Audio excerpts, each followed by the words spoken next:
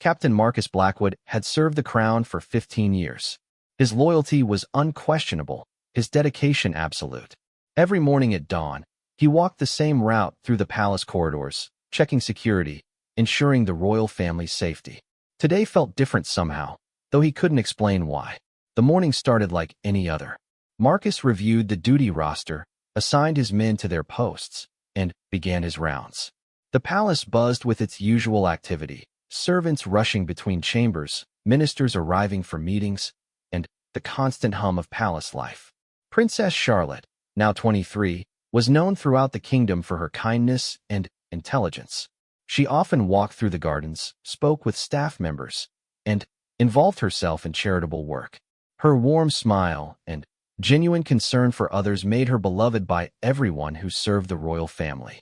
But something was wrong today. Marcus noticed it during his morning briefing. Usually, Princess Charlotte would pass through the main corridor around 9 o'clock, heading to her morning lessons or meetings. The time came and went. No sign of her. He thought little of it at first. Royals often changed their schedules without notice. By noon, concern began to creep into Marcus's mind.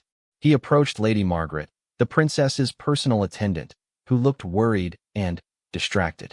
When Marcus asked about the princess's whereabouts, Lady Margaret's face went pale. She stammered something about the princess feeling unwell and needing rest. Her nervous behavior set off alarm bells in Marcus's experienced mind. Something was definitely wrong. In his 15 years of service, Marcus had developed an instinct for danger.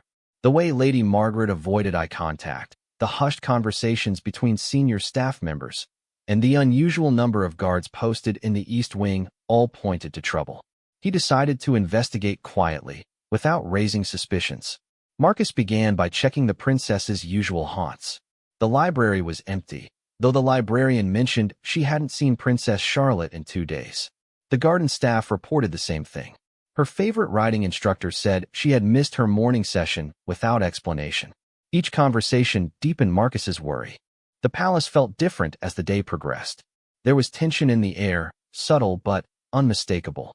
Servants whispered in corners, guards exchanged meaningful glances, and several high-ranking officials held closed-door meetings. Marcus tried to piece together what was happening, but everyone seemed to be following orders to keep quiet about something. As evening approached, Marcus made a decision that would change everything. He would conduct an unauthorized search of the palace areas he hadn't checked. His position as captain of the guard gave him access to most areas, but protocol required permission for certain sections. Tonight, protocol would have to wait. He started with the guest wings, moving systematically through each floor. Empty rooms, dust-covered furniture, nothing unusual. The servants' quarters yielded no clues either. But as he approached the old storage areas in the palace's lower levels, he heard something that made his blood run cold. It was faint, almost imperceptible, but unmistakably human. Someone was crying. The sound came from behind a heavy wooden door at the end of a narrow corridor. Marcus had passed this door countless times over the years, always locked, always ignored. Storage rooms were common in the ancient palace, and this one had never seemed important. But tonight, soft sobbing came from within. Marcus pressed his ear against the door, his heart pounding. The crying was definitely female, and something about it struck him as familiar. He tried the handle, locked, as expected. But the lock was new, much newer than the ancient door it secured. Someone had recently changed it. Marcus stepped back, his mind racing. Every instinct told him that Princess Charlotte was behind that door. But why? Who would dare imprison a member of the royal family? And more importantly, how high up did this conspiracy go? If he was wrong, breaking down the door would end his career. If he was right, not breaking it down might cost the princess her life. He thought about proper procedure, reporting to his superiors, requesting permission, following the chain of command. But what if his superiors were involved? The unusual behavior he'd observed all day suggested this wasn't the work of outside criminals. This was an inside job, and he had no way of knowing who could be trusted. The crying stopped suddenly, as if the person inside had heard his footsteps. Marcus held his breath, listening. Then, barely audible through the thick door, came a voice he recognized instantly. "Please," it whispered, "somebody help me." It was Princess Charlotte. Rage exploded through Marcus like nothing he had ever experienced. In 15 years of loyal service, he had sworn an oath to protect the royal family with his life. Someone had violated that sacred trust, had dared to harm the princess under his protection. His hands shook as the full implications hit him. The princess was being held prisoner in her own home. Someone with enough authority to change locks, post guards, and maintain silence among the staff was responsible. This wasn't a random crime. It was a calculated act of betrayal at the highest levels. Marcus felt his carefully maintained professional composure beginning to crack. He pressed his face against the door. "Your Highness," he whispered urgently, "it's Captain Blackwood. Are you hurt?" The response came immediately, filled with relief and desperation. "Marcus, thank God. I've been here for 3 days. They said it was for my own safety, but they won't let me leave. Please, you have to help me." 3 days. For 3 days, Princess Charlotte had been imprisoned while he went about his duties, unaware. The betrayal cut deep, not just against the princess, but against everything he stood for as her protector. Someone had played him for a fool, had counted on his following orders without question. Marcus examined the lock more closely. It was sturdy, designed to keep someone in rather than keep intruders out. Getting through it would require either the key or considerable force. Force would create noise, alerting whoever was responsible. But stealth was no longer an option. The princess needed immediate help. He made his choice. Drawing his sword, he used the heavy pommel to strike the lock mechanism. The sound echoed through the corridor, impossibly loud in the quiet palace.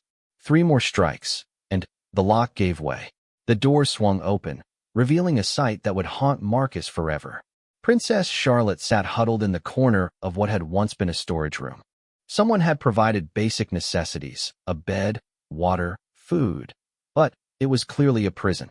Her clothes were rumpled, her hair disheveled, and her eyes showed the strain of 3 days in captivity. But she was alive, and the relief on her face when she saw him was overwhelming. "Marcus," she breathed, struggling to her feet. "I knew you would find me. I knew someone would realize I was missing." She was trying to be brave, but her hands trembled as she spoke. The sight of her distress ignited something primal in Marcus's chest, a protective fury that threatened to consume his rational thought. "Who did this?" he asked, helping her toward the door. "Who gave the orders?" Princess Charlotte shook her head, tears starting to flow. "I don't know for certain. They came to my chambers 3 nights ago, said there was a threat against my life. They convinced me to come with them for protection. But when I tried to leave this room, they said it wasn't safe yet. Then they stopped answering my questions altogether." Marcus felt his control slipping further. Someone had manipulated the princess, had used her trust and concern for others against her. They had counted on her cooperation, knowing she would agree to protective measures if convinced they were necessary. It was a calculated psychological manipulation that spoke of intimate knowledge of her character. As they moved through the corridor, Marcus's mind worked furiously. Who had access to the princess's chambers? Who could post guards and change locks without question? Who could maintain silence among the staff? The list was short, and each name on it represented a betrayal so profound that Marcus could barely comprehend it. The palace that had been his home for 15 years suddenly felt like enemy territory. Every shadow could hide a threat. Every ally might be compromised. His primary concern was getting Princess Charlotte to safety, but safety itself had become a relative concept. If the conspiracy reached high enough, nowhere in the palace could be considered secure. They reached the main corridor without incident, but Marcus knew their luck wouldn't hold. Whoever was responsible would have contingency plans, would be monitoring the situation. The breaking of the lock would be discovered soon, if it hadn't been already. They needed to move fast and smart. Princess Charlotte seemed to sense his urgency. Despite her ordeal, she kept pace with him, asking no questions about their destination. Her trust in him was absolute, and that trust felt like both an honor and a crushing responsibility. He had failed to protect her once. He couldn't afford to fail again. As they approached his private quarters, where he could secure communications and plan their next move, Marcus heard footsteps behind them. Heavy boots, multiple sets, moving with purpose. They had been discovered. The game, whatever it was, had moved to its next phase. Marcus looked at Princess Charlotte, seeing his own realization reflected in her eyes. They weren't just fleeing a crime. They were caught in the middle of something much larger and more dangerous. The palace had become a battleground, and the war for Princess Charlotte's freedom was just beginning. The footsteps grew closer, and Marcus made another split-second decision that would define everything that followed. Instead of retreating to his quarters as planned, he changed direction, leading Princess Charlotte toward the main hall. If there was going to be a confrontation, it would be in the open, where witnesses could see what happened next. Behind them, voices called out, authoritative, demanding they stop. Marcus recognized some of them, men he had served with, men he had trusted. The betrayal ran deeper than he had imagined, and his fury burned hotter with each familiar voice that now represented a threat to the princess's safety. They burst through the doors into the main hall, where a handful of late-evening staff members were going about their duties.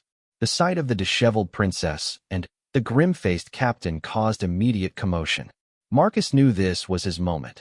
Whatever happened next would determine not just their immediate fate, but the future of the monarchy itself. The pursuing footsteps reached the hall behind them, and Marcus turned to face whatever came next. In his hand, his sword felt both familiar and foreign. He had drawn it to protect the crown countless times, but never before against those who claimed to serve it. The irony wasn't lost on him. In order to truly serve the crown, he might have to fight those who wore its uniform. Princess Charlotte stood beside him, no longer the frightened prisoner he had found in the locked room. The presence of witnesses had strengthened her resolve, reminded her of who she was and what she represented. When she spoke, her voice carried the authority of her bloodline and the righteousness of her cause. "I am Princess Charlotte of this realm," she announced to the growing crowd of servants and guards. "I have been held prisoner for 3 days by persons unknown. Captain Blackwood discovered my imprisonment and secured my release. I demand to know who gave orders for my confinement and by what authority they presumed to act." The hall fell silent except for the approaching footsteps. Marcus felt the weight of history in that moment, knowing that what happened next would echo through the palace, the kingdom, and possibly the world. The princess had thrown down a gauntlet that could not be ignored, had forced the conspiracy into the open where it could no longer hide behind whispers and shadows. As the doors burst open behind them, and armed men poured into the hall, Marcus raised his sword and prepared to defend not just the princess's life, but the very principles upon which the monarchy stood. The battle for truth was about to begin, and there could be no retreat. The armed men who entered the hall were led by Sir Edmund Rothschild, the king's chief advisor. Marcus felt his world tilt on its axis as he recognized the man who had mentored him, who had recommended his promotion to captain of the guard. Edmund's face was cold, calculating, showing none of the warmth Marcus remembered from their many conversations over the years. "Stand down, Captain," Edmund commanded, his voice echoing through the hall. "You are interfering with matters of state security." Behind him, 6 guards moved into formation, hands on their weapons. Marcus noticed with growing horror that these weren't ordinary palace guards. They wore the black uniforms of the king's special security detail, men answerable only to the highest levels of government. Princess Charlotte stepped forward, her voice ringing with royal authority. "Sir Edmund, explain yourself. By whose order was I confined? Where's my father?" Her questions hung in the air like accusations, and Marcus saw something flicker in Edmund's eyes, surprise, perhaps, that she would challenge him so directly. "Your Highness," Edmund replied smoothly, "you were placed in protective custody following credible threats against your life. Captain Blackwood has acted recklessly by removing you from safety." His words sounded reasonable, but Marcus noticed the careful phrasing, the way Edmund avoided directly answering her questions about the king. The growing crowd of servants and minor palace officials watched the confrontation with wide eyes. Some whispered among themselves, while others backed away toward the exits. Marcus realized that whatever happened here would be witnessed by dozens of people. There would be no covering this up with lies and misdirection. "Protective custody?" Princess Charlotte's voice rose with indignation. "I was locked in a storage room like a common criminal. No one told me anything about threats, and when I asked to leave, I was refused. That's not protection, that's imprisonment." Her words carried throughout the hall, and Marcus saw servants nodding in agreement, their loyalty to the beloved princess evident in their expressions. Edmund's mask of calm began to slip. "Your Highness, you don't understand the delicate nature of the situation. There are forces at work that threaten the stability of the realm itself. Your safety required extreme measures." He gestured to his men, who moved closer to Marcus and the princess. "Then, why wasn't Captain Blackwood informed?" Princess Charlotte demanded. "He's head of palace security. Surely any genuine threat would be communicated through proper channels?" Her question hit its mark, and Marcus saw Edmund's jaw tighten with frustration. Marcus finally found his voice, addressing the man he had once respected above all others. "Sir Edmund, in 15 years of service, you've never kept security matters from me. Every threat, every concern, every protocol change, you've always ensured I was informed. Why is this different?" His words carried the weight of their long relationship, and he saw some of the watching guards exchange uncertain glances. "Because, Captain, this threat comes from within the palace itself," Edmund replied, his tone becoming more aggressive. "There are those who would use the princess for their own political gains, who would manipulate her trust to serve their treasonous purposes. We couldn't risk word of our protective measures reaching the wrong ears." The accusation hung heavy in the air. Marcus felt the implication like a physical blow. Edmund was suggesting that he, or someone in his command, couldn't be trusted. The insult to his honor and that of his men was almost unbearable, but he forced himself to remain focused on the larger picture. "And who determined that I was a security risk?" Marcus asked, his voice dangerously quiet. "Who made the decision to lock up the princess without my knowledge? Where is His Majesty in all of this?" The last question was the crucial one, and Marcus saw Edmund's eyes narrow with something that looked like panic. Before Edmund could answer, a new voice cut through the tension. "His Majesty is indisposed and has delegated all security decisions to the Council of Regents." The speaker was Lord Chancellor Pemberton, another man Marcus had trusted, who now appeared at the rear of the hall with additional guards. Princess Charlotte whirled to face the new arrival. "Indisposed? What do you mean indisposed? I demand to see my father immediately." Her voice cracked with emotion, and Marcus felt his protective instincts surge. Something was terribly wrong. The princess hadn't seen her father in days, and now two of the kingdom's most powerful men were refusing to explain his absence. Lord Pemberton stepped forward, his expression grave. "Your Highness, the king suffered a collapse 3 days ago. The royal physicians are attending him, but his condition is delicate. The Council of Regents has assumed temporary authority to ensure continuity of government." His words sent a chill through the hall, and Marcus saw several servants gasp in shock. "3 days ago," Princess Charlotte repeated slowly. "The same day I was locked away. How convenient." Her eyes blazed with understanding and fury. "You've staged a coup, haven't you? My father is either dead or dying, and you're using his condition to seize power. But you needed me out of the way because the people would rally to my claim." The accusation was so bold, so direct, that it left both Edmund and Pemberton speechless for a moment. Marcus felt pieces of a puzzle falling into place in his mind. The princess was the heir apparent, beloved by the people and the military alike. If the king was truly incapacitated, she would be the legitimate ruler until he recovered or until she could be formally crowned. "Your Highness," Edmund finally said, his voice cold, "such accusations border on treason. The Council of Regents acts with full legal authority during the king's incapacitation. Your confinement was for your own protection, nothing more." But his words lacked conviction, and Marcus could see doubt creeping into the faces of the watching guards. Marcus made a decision that would define the rest of his life.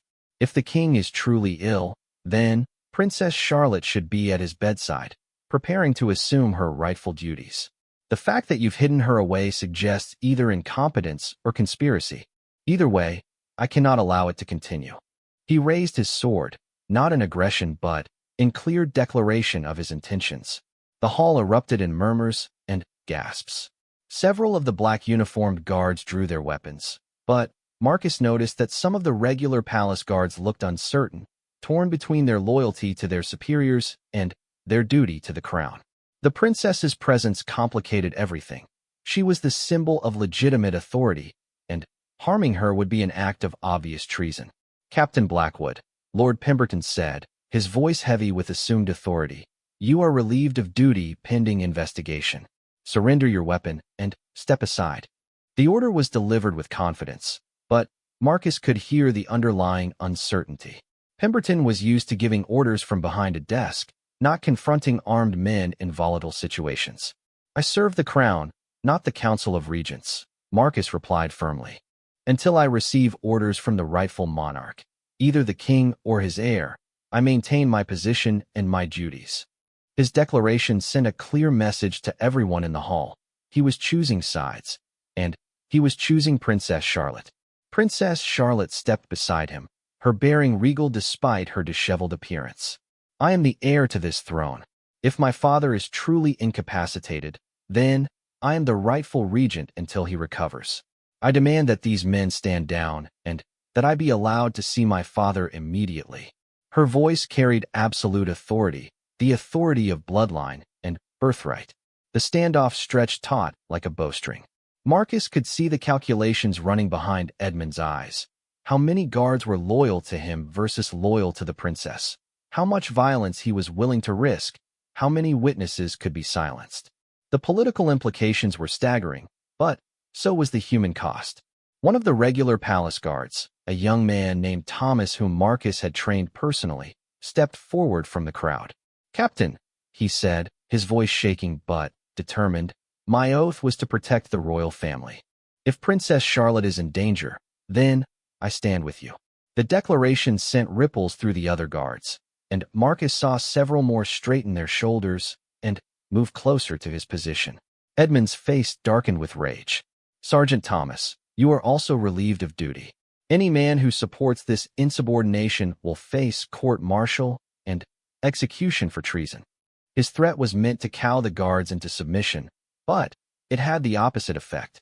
Several more men stepped forward, their loyalty to Princess Charlotte outweighing their fear of Edmund's consequences. The dynamics in the hall were shifting rapidly. What had started as a simple extraction of the princess from imprisonment was becoming a palace revolution. Marcus realized that there could be no middle ground now. Either Edmund's conspiracy would succeed, or it would be exposed and crushed. There was no path back to the status quo. "Where is Dr. Harrison?" Princess Charlotte demanded suddenly. "He's been my father's physician for 20 years. If my father is truly ill, Dr. Harrison would be attending him. I want to speak with him immediately." Her question was brilliant, Marcus realized. The royal physician would be a neutral party who could verify the king's condition without political bias. Lord Pemberton and Edmund exchanged glances, and Marcus saw something pass between them that looked like panic. "Dr. Harrison is unavailable," Pemberton said finally. "We've called in specialists from the Royal College of Physicians to ensure the king receives the best possible care." "Unavailable how?" Princess Charlotte pressed. "Dead? Imprisoned like me? Or simply removed because he would tell me the truth about my father's condition?" Her questions were relentless, each one exposing more holes in their story. The tension in the hall was becoming unbearable. Marcus could see that Edmund was running out of options. The princess's questions were destroying the carefully constructed narrative, and the growing number of guards supporting her was shifting the balance of power. Soon Edmund would have to choose between retreat and violence. Marcus made the choice for him. "Your Highness," he said clearly, "I recommend we proceed immediately to the king's chambers. If he is truly ill, you should be with him. If these men attempt to stop us, then their true intentions will be clear to everyone present." The challenge was unmistakable. Edmund could either allow them to proceed or reveal himself as a traitor in front of dozens of witnesses. Princess Charlotte nodded regally. "An excellent suggestion, Captain. Surely Sir Edmund and Lord Pemberton would have no objection to my visiting my sick father." She began walking toward the exit that led to the royal quarters, moving with the confidence of someone who expected to be obeyed. Marcus fell into step beside her, his sword still drawn but held at his side. Behind them, the guards who had declared their loyalty followed, while the servants and palace staff pressed against the walls to make room.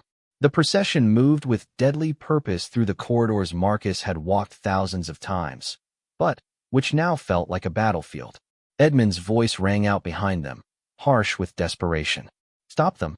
By order of the Council of Regents, arrest Princess Charlotte and Captain Blackwood for treason and sedition.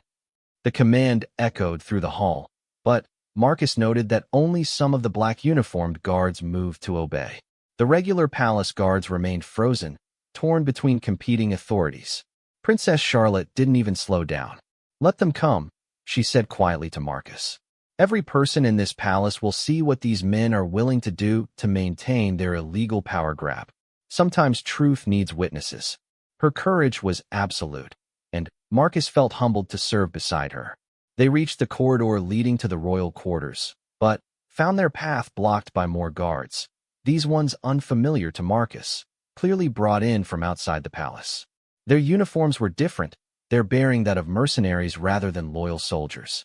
The conspiracy was deeper and more organized than Marcus had imagined.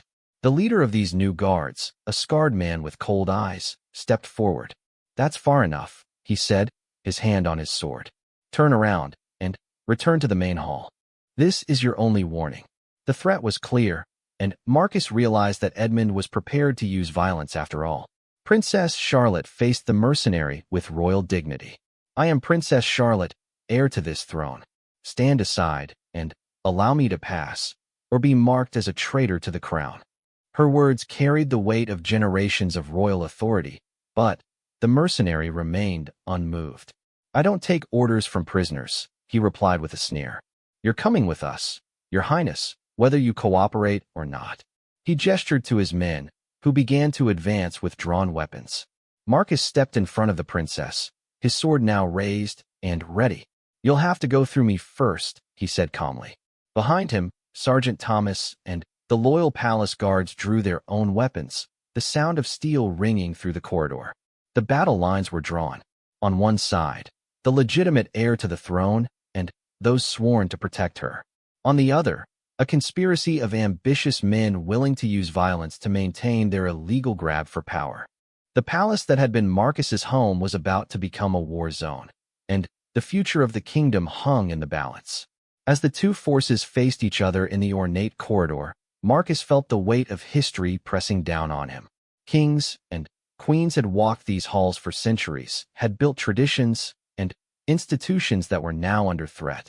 Whatever happened in the next few minutes would determine whether those traditions survived or perished under the ambition of treacherous men.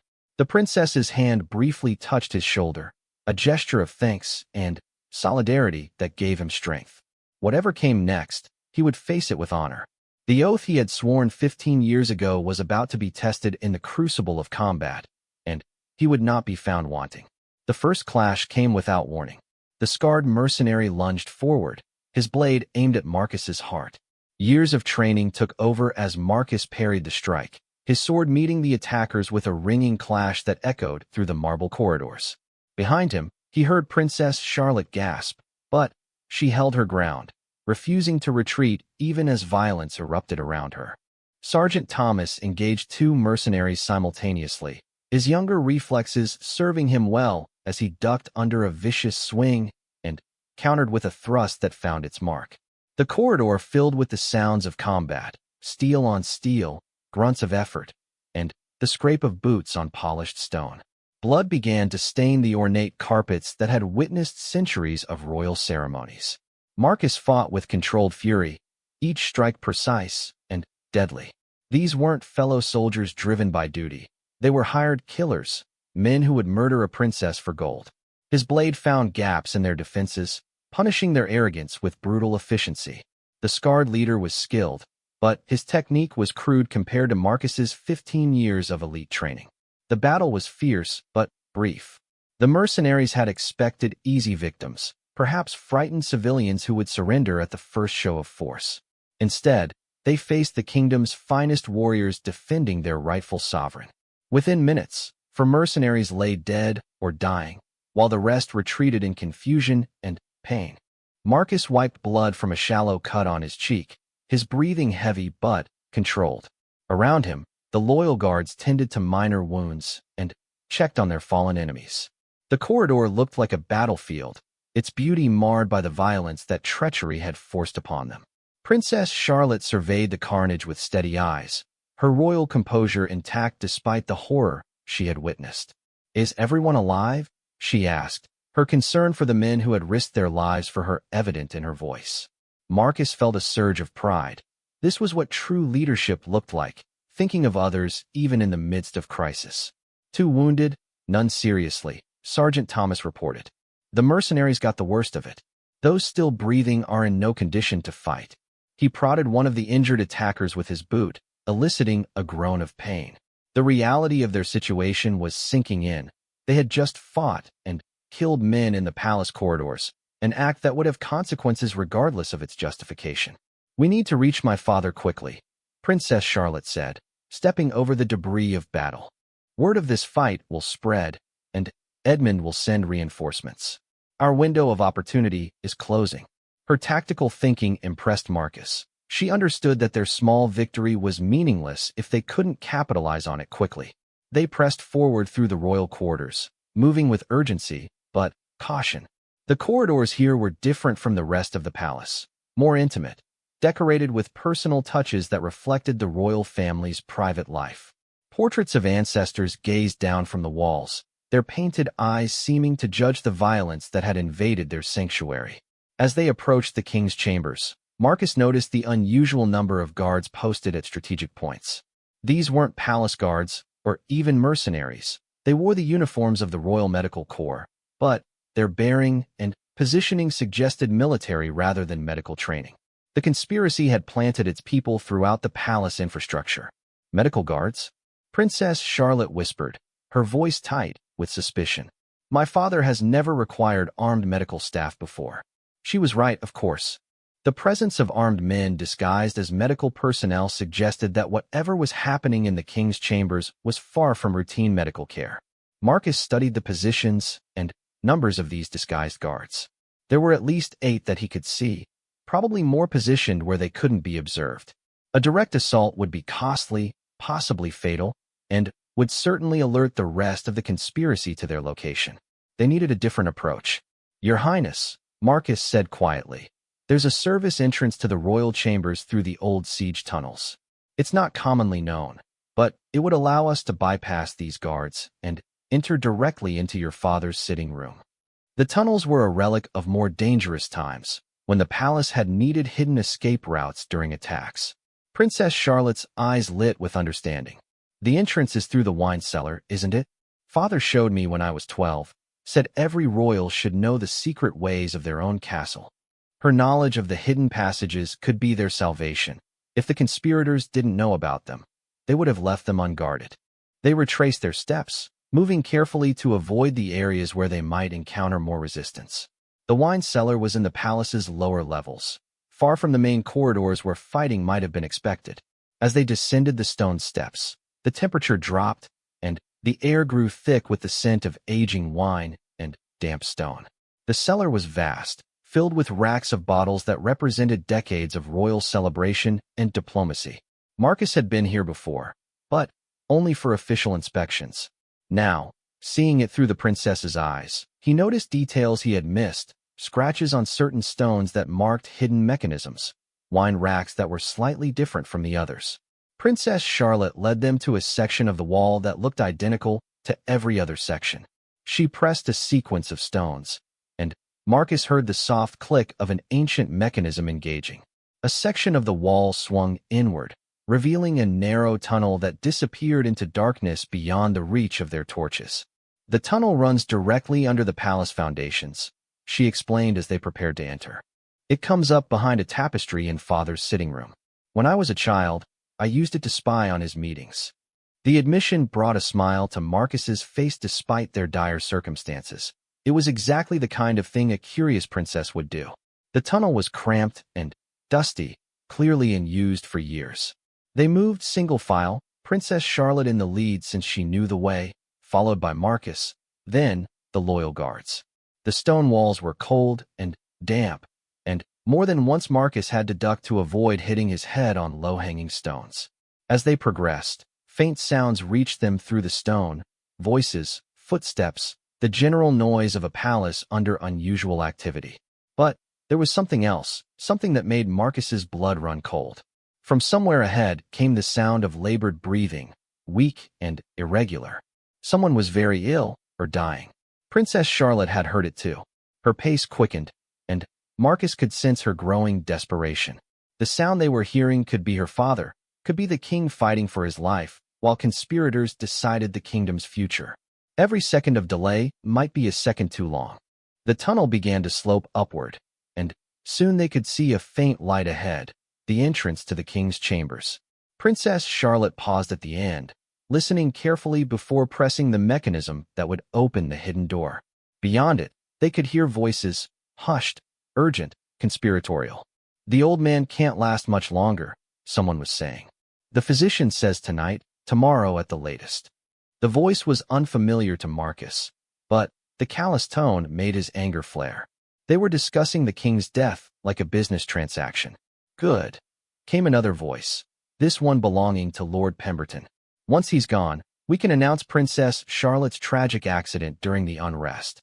The people will demand stability, and the Council of Regents will have no choice but to assume permanent authority." The casual discussion of murder made Marcus's hand tighten on his sword. Princess Charlotte's face was a mask of controlled rage. The confirmation of her suspicions, that her father was dying while these men planned her death, seemed to crystallize her resolve. She was no longer just trying to escape imprisonment. She was fighting to save the kingdom itself. A third voice joined the conversation, and Marcus recognized it with a shock. Dr. Aldrich, the royal physician's assistant, was speaking. "I've increased the dosage as you requested. The king won't regain consciousness, and the end will appear natural. Poison is undetectable in these concentrations, especially in a man of his age and condition." The word poison hit Marcus like a physical blow. They weren't just taking advantage of the king's illness, they were causing it. This wasn't a conspiracy to seize power during a crisis. It was cold-blooded murder of the rightful monarch. The scope of the treachery was breathtaking in its audacity. Princess Charlotte pressed her hand to her mouth, stifling a gasp of horror. Her father wasn't dying of natural causes. He was being systematically murdered by men he had trusted. The knowledge seemed to age her before Marcus's eyes, stripping away the last vestiges of innocence and replacing them with grim determination. Marcus counted the voices, 3 men, probably more he couldn't hear. The odds weren't impossible, but they would have to strike quickly and precisely. Any delay would give the conspirators time to raise alarms, or, worse, to accelerate their poisoning of the king. Time was running out for everyone. He leaned close to Princess Charlotte, whispering instructions. "When we go through, head straight for your father while we handle the others. Don't stop for anything. Get to him, and call for help as loudly as you can. The noise will bring guards, hopefully loyal ones." She nodded, understanding the plan instinctively. The hidden door opened silently, revealing the king's sitting room through a gap behind an ornate tapestry. Marcus could see the conspirators clearly now, Lord Pemberton, Dr. Aldrich, and a man he didn't recognize wearing the uniform of a high-ranking military officer. They were standing around a table covered with documents, their backs to the hidden entrance. Princess Charlotte moved first, bursting through the tapestry with a fury that caught the conspirators completely off guard. "Murderers!" she shouted, her voice echoing through the chambers. "Guards! Help! The king is being poisoned." Her accusations rang out before any of them could react, ensuring that her version of events would be heard first. Marcus was right behind her, his sword drawn and ready. The unknown military officer reached for his weapon, but Marcus was faster, his blade finding the man's throat before he could draw. "Don't move," Marcus commanded, his voice deadly calm. "Any of you." Lord Pemberton's face went white with shock and terror. "Princess Charlotte, thank God you're safe. We were so worried when you disappeared from protective custody." His attempt to maintain the deception was pathetic, especially with the evidence of their conspiracy scattered across the table behind him. "Protective custody?" Princess Charlotte's voice dripped with contempt. "Is that what you call locking me in a storage room while you murder my father?" She was moving toward the bedroom where the king lay, but keeping her eyes on the conspirators. "Dr. Aldrich, what poison have you been giving him?" The physician's assistant looked like he might faint.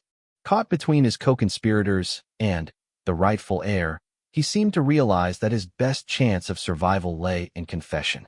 "Digitalis," he stammered. "Concentrated doses, administered gradually." Lord Pemberton said the king was suffering and that it was merciful. The admission hung in the air like an accusation. Marcus saw Princess Charlotte's face crumple with grief and rage, confirmation that her father had been murdered slowly, deliberately, while she was imprisoned and helpless to stop it. The cruelty of the timing was designed to maximize their psychological advantage. "Where is the antidote?" she demanded, her royal authority cutting through her emotional turmoil. If he's still alive, there might be time to reverse the poisoning. She was grasping at hope, but Marcus admired her refusal to surrender to despair even in the face of overwhelming tragedy. Dr. Aldrich shook his head sadly. "There is no antidote for the dosage he's received. The damage to his heart is irreversible. I'm sorry, Your Highness. The king is dying, and nothing can stop it now." His words were like a death sentence not just for the king, but for Princess Charlotte's world. The sound of approaching footsteps echoed through the corridors outside. Reinforcements were coming, but Marcus couldn't tell if they were loyal guards responding to the princess's calls for help, or more conspirators coming to eliminate witnesses. Either way, their time was running out. Princess Charlotte straightened, her grief transforming into cold determination. "Then, I will spend my father's last moments with him, not hiding from treacherous cowards." She moved toward the bedroom, but paused at the doorway. "Captain Blackwood, these men are guilty of regicide and treason. I trust you to ensure they face justice." The footsteps outside grew louder, and voices could be heard, some shouting orders, others calling for calm. The palace was in chaos, with different factions uncertain about who held legitimate authority. Marcus realized that the next few minutes would determine not just their immediate survival, but the future of the monarchy itself. As Princess Charlotte disappeared into the king's bedroom, Marcus found himself alone with the three conspirators and the sound of approaching conflict. The kingdom balanced on a knife's edge, and everything depended on what happened next. The doors to the royal chambers burst open, and Sir Edmund Rothschild entered with a contingent of his black uniformed guards. His face was a mask of controlled fury, but Marcus could see the desperation beneath it. The conspiracy was unraveling faster than Edmund had anticipated, and desperate men were capable of extreme measures.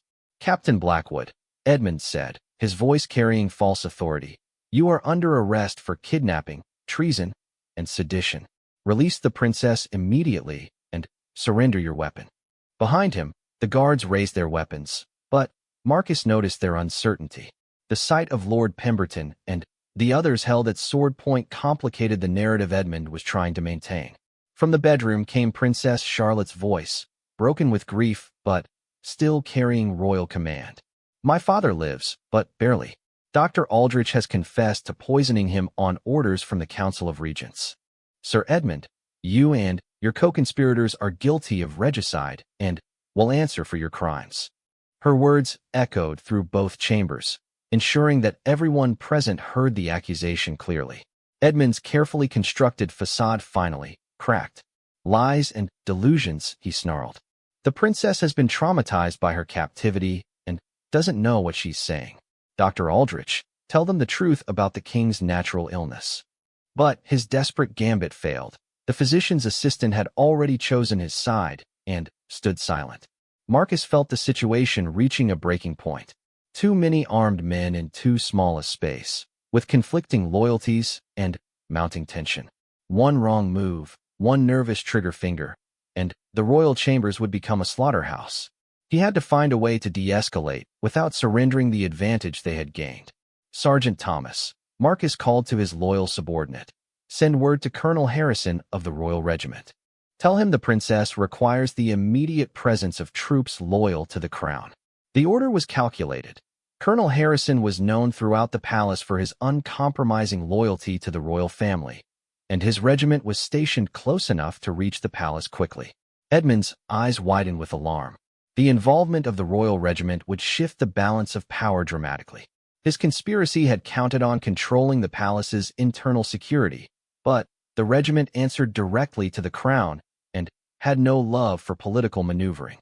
"Belay that order," Edmund commanded, but Sergeant Thomas was already moving toward the window where he could signal to messengers below. The standoff stretched taut as both sides calculated their options. Marcus held his position, sword trained on the conspirators, while Edmund's guards aimed their weapons at him. The slightest provocation could trigger a massacre, but neither side dared make the first move with Princess Charlotte in the adjacent room. A new sound reached them, the thunder of hoofbeats on cobblestone and the measured tramp of marching feet. Someone had already summoned military support, though it wasn't clear which side they would support. Marcus prayed it was Colonel Harrison responding to their message, but it could just as easily be more of Edmund's mercenaries. Princess Charlotte emerged from the bedroom, her face streaked with tears, but her bearing still regal. In her hand, she carried a document, the king's final testament, written in his own shaking hand. "My father has just died," she announced, her voice carrying across the chambers with devastating finality. "His last act was to dictate his final wishes, naming me as his heir and exposing the conspiracy that murdered him." The announcement hit the room like a thunderbolt. Some of Edmund's guards lowered their weapons instinctively, their training overwhelming their orders. They had sworn oaths to protect the royal family, and that family now consisted solely of Princess Charlotte. The king was dead, murdered by the very men who claimed to serve him. Edmund made his final desperate play. "She's lying," he shouted to his remaining supporters. "The king died of natural causes, and the princess has been driven mad by grief and captivity. The Council of Regents must assume authority until she can be properly evaluated." But his words rang hollow. Too much truth had been exposed.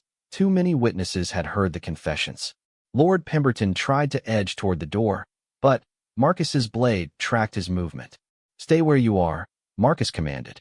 "You're not leaving until justice is done." The nobleman's face was pale with terror. His earlier confidence evaporated in the face of certain punishment for treason. The sound of approaching soldiers grew louder, and soon the distinctive voice of Colonel Harrison could be heard giving orders in the corridor outside. "Secure all entrances. Nobody leaves without my personal authorization. I want a full accounting of everyone present." His arrival brought visible relief to Marcus and despair to the conspirators. Colonel Harrison entered the chambers with a dozen of his best men, their red uniforms a stark contrast to the black garb of Edmund's conspirators.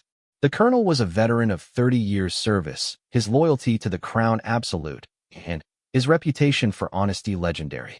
His presence immediately shifted the atmosphere in the room. "Your Majesty," he said, addressing Princess Charlotte with the formal recognition due to the new monarch. "I received word of threats against the royal family, and came as quickly as possible. What are your orders?"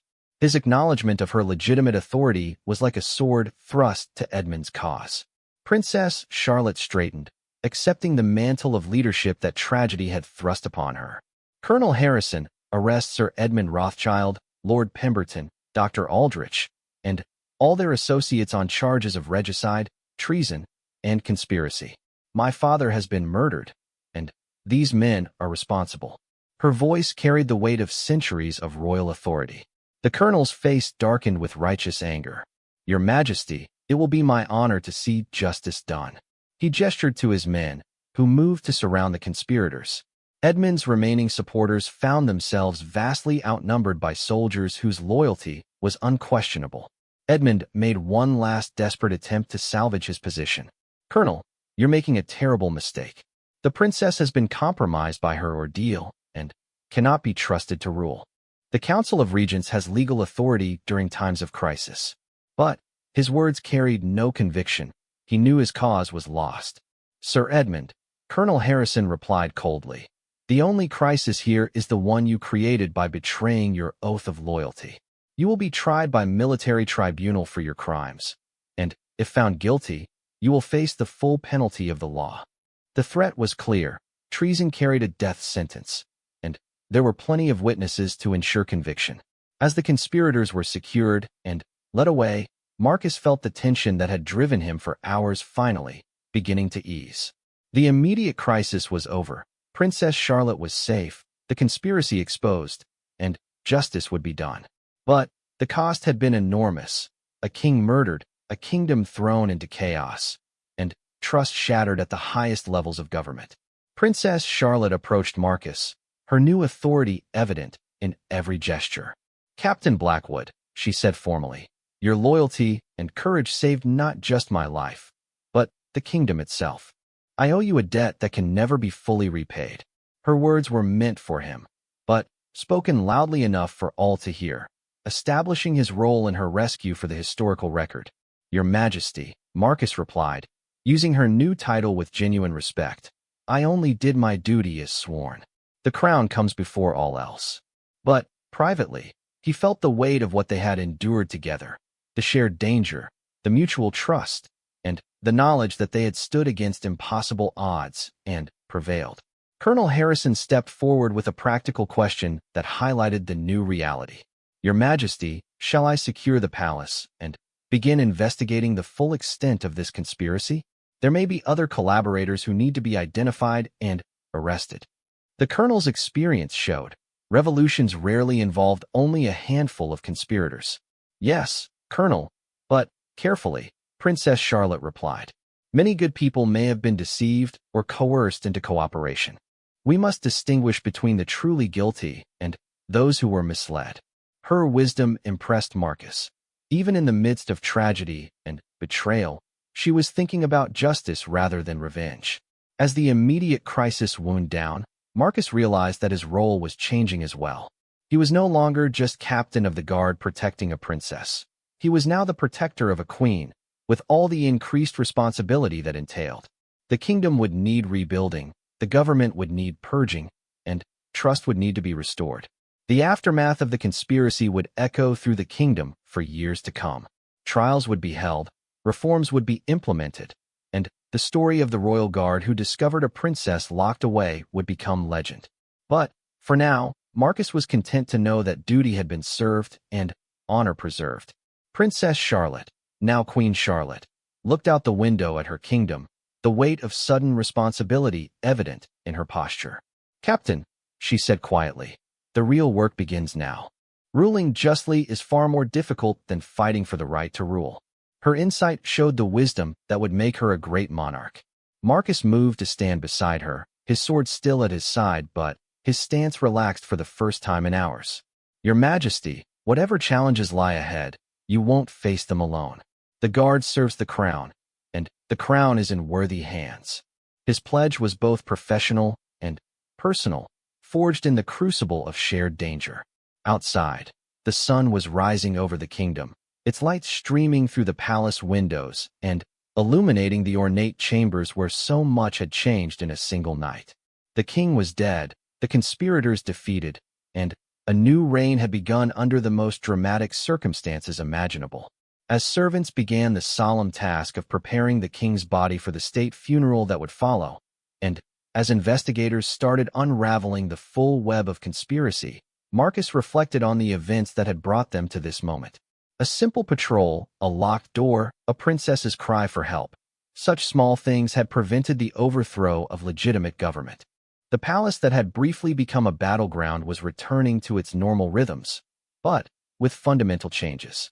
New security protocols would be needed, new safeguards against internal threats, and new procedures to ensure such a conspiracy could never again come so close to success.